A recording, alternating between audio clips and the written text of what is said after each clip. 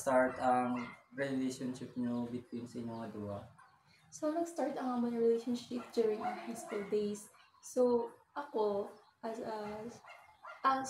during our high school days, syempre, may event kami, JS prom naman eh.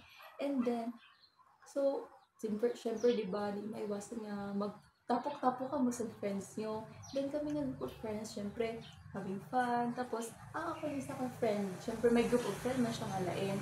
So, sa group of friends na to, dito na belong ako ni partner. And then, nag-decide nga magkaisa daw kami para isahan daw ang pag-party. And then, after diba, meet and greet sa mga iba mga friends. And after a week later, ang friend ko, siya nga, uy, si mga, ang friend ko, gusto ka niya makilala, tapos, syempre, ako doon na pa, kaya syempre, di ba, kami. Senior high day ba? Or college? Senior high school days naman. And then, tapos naka-ask ko, sige, friends niya, kaya naman, kami nakilala sa ito, kaya mo siya, be friends. Ngayon ko, syempre, yung partner ko, siya di ba itong varsity player tapos, yes, then after then, moving forward,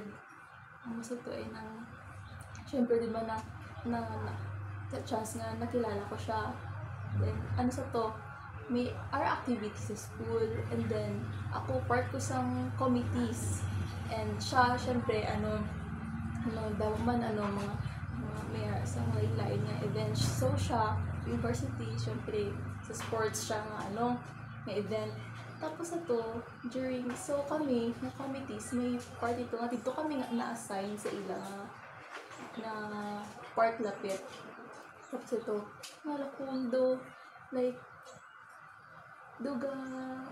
whisper sila sa iyong mga friends. Tapos, tapos napansin ko man, then siya nagpalapit siya sa akin, and then nagka-interact kami, tapos after a week tapos dito na kami start talking, and tapos naglalakad siya sa room, then sabay kami then nag-abot sa point nga, kadagayan, started dating, tapos ito na. So, question number 2 is, paano na-maintain nyo ang inyong relationship? Siguro sa relationship, a lot of patience lang din between sa amon. Okay.